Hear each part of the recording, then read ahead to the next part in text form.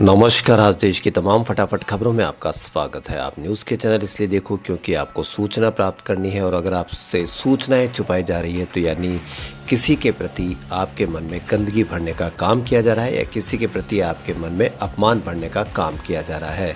और यदि आपको बच्चों की बेरोजगारी से, बढ़ती महंगाई से और जो भी कोरोना काल में आपने भुगती हो उस पर कोई समस्या नहीं हो तो किसी भी चैनल पे आप लड़ाई झगड़े की बहस भी देख सकते हो। लड़ाई झगड़े की बहस देखने पर आप विचार करें कि इससे आपको क्या फ़ायदा हो सकता है, तो इसलिए देखें खबरें। तो बढ़ते हैं खबरों की ओर। पश्चिम बंगाल की मुख्यमंत्री ममता बनर्जी ने विधानसभा उपचुनाव में भवानीपुर सीट से बड़ी जीत दर्ज की है। उन्होंने बीजेपी के उम्मीदवार प्रियंका टिब्रेवाल को 58,832 वोटों के अंतर से हराया। ये जीत उनकी 2011 में मिली जीत के आंकड़े से भी बड़ी है। बीजेपी प्रत्याशी को 20,000 से भी कम वोट हासिल हुए। सीपीएम के श्रीजीव काफी पीछे रह गए। दो अन्य सीटों पर भी ममता बनर्जी की पार्टी तृणमूल कांग्रेस के उम्मीदवार जीत गए। जहांगीरपुर सीट से टीएमसी के जाकिर हुसैन जीत गए, जबकि शमशेरगंज सीट पर टीएमसी के अमीरुल इस्लाम ने जीत दर्ज की। पिछले विधानसभा चुनाव में तीनों विधानसभा सीटें टीएमसी के पास ही थी। तीनों सीटें ममता की झोली में जाती हुई दिखी। वहीं उत्तर प्रदेश के लखीमपुर खीरी जिले में राज्य के डिप्टी सीएम केशव प्रसाद मौर्य और केंद्रीय गृह राज्य मंत्री अजय मिश्र टेनी के खिलाफ किसानों के प्रदर्शन में हिंसा और आगजनी हुई है। प्रदर्शन में कई किसान जख्मी हुए हैं। किसान संगठनों का कहना है कि उनके काफिले में शामिल गाड़ियां किसानों पर चढ़ा दी गई। किसानों का कहना है कि इसमें 2 किसानों की मौत हो गई, जबकि 8 जख्मी हो गए। हालांकि लखीमपुर खीरी प्रशासन की ओर से किसानों की मौत और जख्मी होने की कोई जानकारी नहीं दी गई है। इस घटना के बाद से इलाके में हिंसा शुरू हो गई और वाहनों में आग लगा दी गई। इलाके में भारी संख्या में पुलिस बल तैनात किए गए। किसानों के संगठन संयुक्त किसान मोर्चा ने ट्वीट करते हुए लिखा कि उत्तर प्रदेश के लखीमपुरी खीरी में केंद्रीय गृह राज्य मंत्री के कार्यक्रम का विरोध कर रहे सड़क के किनारे खड़े किसानों पर मंत्री के काफिले की गाड़ियां द्वारा कुचल जाने पर 2 किसानों की मौत हो गई और 8 किसान गंभीर रूप से जख्मी है।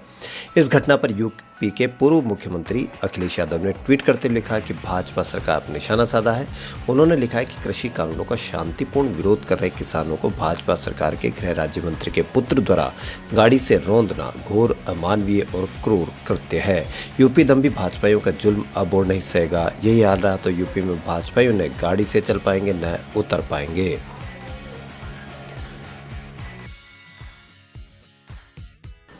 उत्तर प्रदेश के लखीमपुर खीरी में रविवार को भाजपा नेता और केंद्रीय गृह राज्य मंत्री अजय मिश्र के बेटे आशीष मिश्र की गाड़ी से किसानों के कुचल जाने के मामले में तूल पकड़ लिया।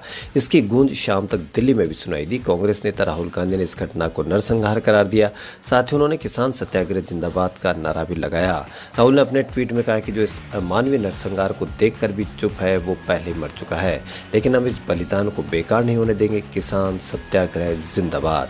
गौरतलब है कि संयुक्त किसान मोर्चा ने ट्वीट कर आरोप लगाया कि गृह राज्य मंत्री अजय टेनी के बेटे आशीष मिश्र ने अपनी गाड़ी से 3 किसानों को कुचलकर मार डाला है।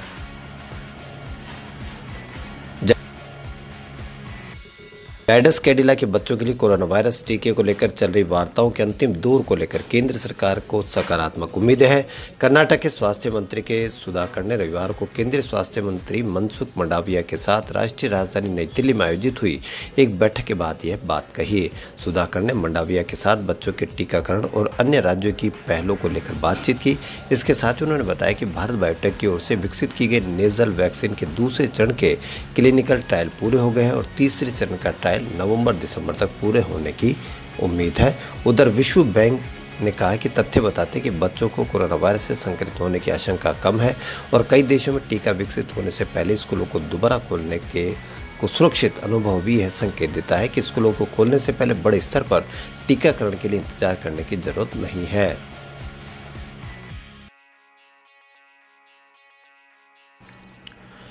देहरादून में डाटकाली से मोहन तक एलिवेटेड रोड का निर्माण प्रस्तावित है। इसके लिए 11,000 पेड़ों को काटने के लिए चिन्हित किया गया है। इन पेड़ों को बचाने के लिए अब विभिन्न संस्थाएं और संगठन एकजुट हो गए। गांधी जयंती पर इन संगठनों ने चलो मोहड़ कार्यक्रम का आयोजन किया। संगठनों ने डाटाकाली में हाथों में तख्तियां लेकर और पेड़ों पर चिपककर पेड़ों के काटे जाने का विरोध किया। वक्ताओं ने कहा कि वनों के बिना पृथ्वी पर जीवन अकल्पनीय है। वन न केवल हमारी भूमि के लिए फेफड़े का काम करते हैं, बल्कि भूमि की रक्षा और पृथ्वी पर विभिन्न प्रकार के जीवन के सृजन में भी सहायक होते हैं। लेकिन हम लगातार विकास के लिए वनों का विनाश कर रहे हैं। कहा कि बादल फटने की घटना, बाढ़, कोरोना जैसी बीमारी प्रकृति से खिलवाड़ का ही नतीजा है।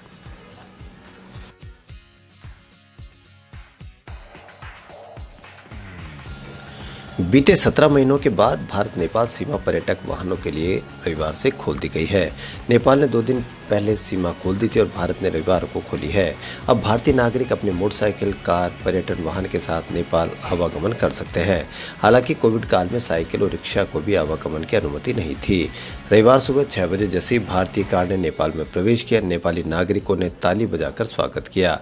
एसएसबी के सेनानायक मनोज सिंह ने बताया कि भारतीय वाहन नेपाल जाने लगे हैं। ऐसे में पर्यटकों को कोविड गाइडलाइन को लेकर नेपाल तथा भारत सरकार के दिशा निर्देशों का पालन करना होगा। गौरतलब है कि नेपाल सरकार ने भारतीय पर्यटकों के नेपाल प्रवेश के दौरान हो रही परेशानी को देखते हुए नई गाइडलाइन जारी की है। इस दौरान भारतीय पर्यटक नेपाल की यात्रा के दौरान ही अपने बायोडेटा, कोरोना रिपोर्ट या वैक्सीनेशन की दोनों डोज की कॉपी अपलोड कर आसानी से नेपाल की यात्रा कर सकता है। सोनौली सीमा के पर्यटक ऑफिस पर एक डिक्लेरेशन फॉर्म भरकर नेपाल में प्रवेश किया जा सकता है।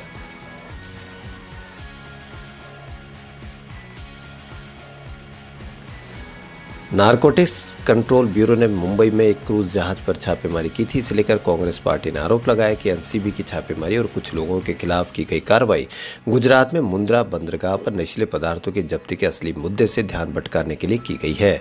इसके साथ ही देश की मुख्य विपक्षी पार्टी ने मुंद्रा पोर्ट पर नशीले पदार्थों को जब्त किए जाने के मामले की सुप्रीम कोर्ट से निगरानी में जाँच करने की मांग की है।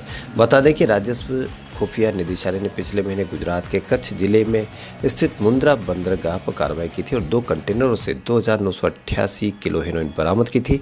इस बंदरगाह का संचालन अडानी समूह करता है। रविवार को एनसीबी ने मुंबई से गोवा जा रहे क्रूज जहाज पर छापेमारी की। एनसीबी ने बॉलीवुड अभिनेता के बच्चे को गिरफ्तार किया गया है।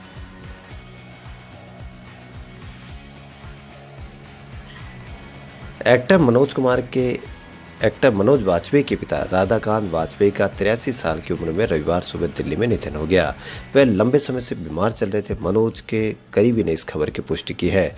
उन्हें 2 हफ्ते पहले इलाज के लिए दिल्ली के एक अस्पताल में भर्ती किया गया था। तब एक्टर केरल में अपनी अपकमिंग फिल्म की शूटिंग छोड़कर पिता के पास पहुंचे थे। निधन की सूचना मिलते ही एक्टर के पैतृक गाँव गोनाहा प्रखंड के बेतिया में मातम छा गया। मनोज वाजपेयी ने एक पुराने इंटरव्यू में बताया था कि मैं अपने माता पिता के बेहद करीब हूँ। मेरे पिता ने मेरे और मेरे भाई बहन की पढ़ाई के लिए खूब संघर्ष किया है। उन्होंने अपने पसंदीदा एक्टर मनोज कुमार के नाम पर मेरा नाम मनोज रखा था। बिहार के बेतिया से मनोज को मुंबई तक पहुंचाने में पिता का बड़ा सहयोग रहा है। बता दें, एक्टर 3 भाई हैं और अपने भाइयों में मनोज सबसे बड़े हैं। उनके छोटे भाई सुजीत भारत सरकार में संयुक्त सचिव के पद पर कार्यरत है। खबरों में फिलहाल इतना ही। यदि आपको हमारा चैनल पसंद आए तो लाइक, सब्सक्राइब और शेयर अवश्य करें। धन्यवाद।